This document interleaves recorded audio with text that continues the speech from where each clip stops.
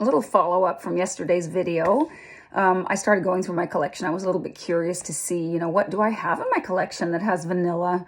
I mean, I know my full bottles that I don't really have any, not very many, like vanilla dominant fragrances. Maybe Absolute Aphrodisiac would be considered one, but for me, that one is more about like chocolate with some leather and some slightly animalic notes. Maybe it's musk. I'm not quite sure, but it's not to me a purely vanilla fragrance.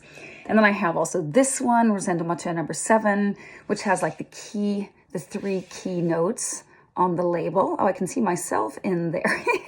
It's patchouli, oud, vanilla, and I think it is in that order. This is a very heavy patch fragrance with some oud, and it does have vanilla as well. Love that fragrance still. Now with the colder season, I'll be wearing that a lot. But I have, I put in a little bowl here, like my travel size, like I have these vials from a company called Sniff, and the ones that are vanilla. I'll tell you a little bit about them. These ones I tend not to use so much.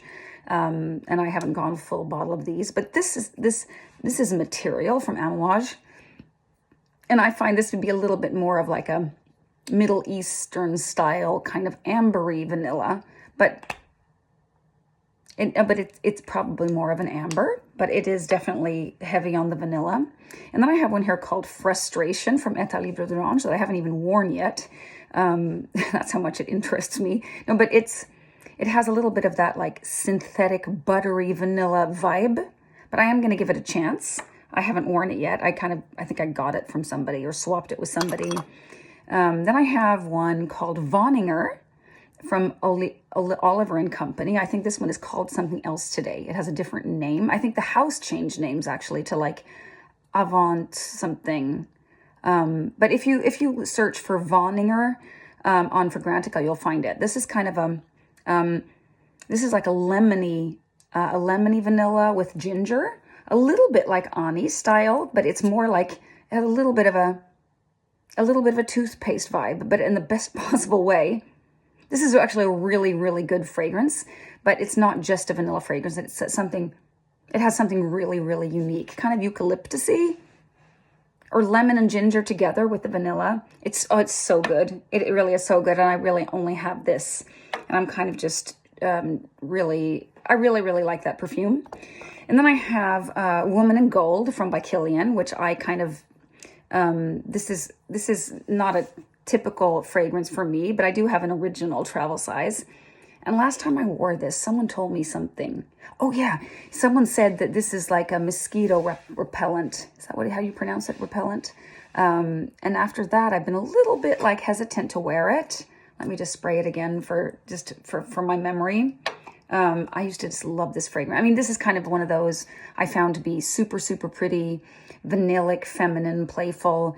But today I find this type of fragrance a little bit boring, but I'd wear it maybe occasionally to a party because I know that people will love it. And then I got this comment about the mosquito stuff, and I was like, what? I don't see how he could get this mosquito. This guy's on the spectrum. So, I mean, I don't think someone else would just blurt that out, but I don't know. I think it smells really good. It's a real nice vanilla. Kind of toffee-ish. It's definitely a gourmand. Well, I'd say it's somewhere on the border between being a gourmand and kind of a powdery, feminine French style fragrance. I think Woman in Gold actually suits it quite well. And then there's Messy Sexy Just Rolled Out of Bed, which is not my vibe at all. This I'll probably just like just combine with other things. I put it on when I find something is a little bit too woody or too masculine or too bitter. I added some of this when I went out one day with Neroli Haute Renoir from Guerlain, and I put kind of a lot on, and that has a tea note that went really, really bitter on me, and then I just added some of this. But this is definitely a vanillic type fragrance, very kind of feminine, adolescent type fragrance. I think a lot of young people are interested in that fragrance.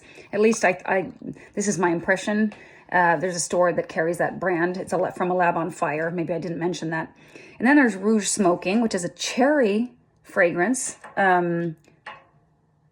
which also has like this is definitely like cherry, vanilla, I'm not sure what else is in here. This to me is a little bit shampoo-ish. It's a little bit, I have to spray a little more on because now I found it actually pretty good.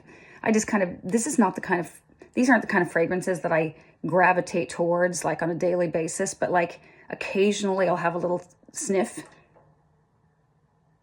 It's a little bit like cherry almondy.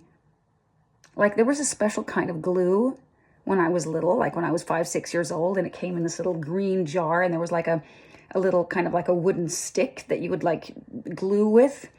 And it has special smell, and it smelled a little bit like almond, and it has that kind of smell in here. Actually, right now I'm really enjoying it.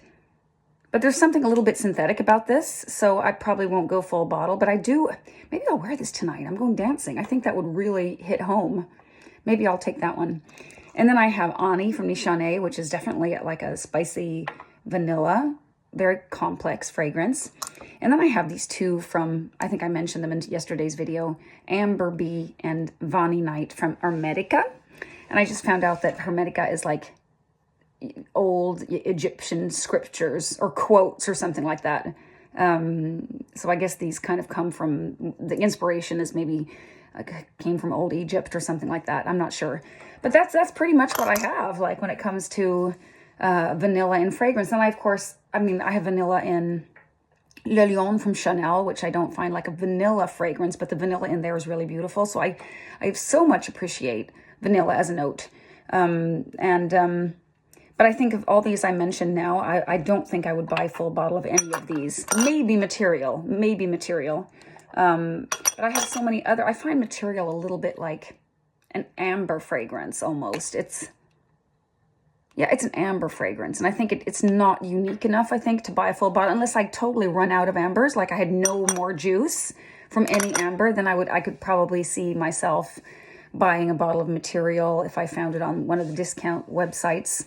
Where I could get it maybe like $100 cheaper than like in the most expensive store, like $200 instead of $300. Maybe I would get a bottle because I really enjoy that one. That's a Cécile Sorokian, and I guess I'm a little bit like, when I hear that Cécile Sorokian has made something, I'm always a little more interested because I'm kind of a fan of her work. But she does also make some odd fragrances. I mean, I've smelled things by her that I don't love, so I still haven't found that perfumer where I like love everything they do. Do you have a perfumer like that? Let me know.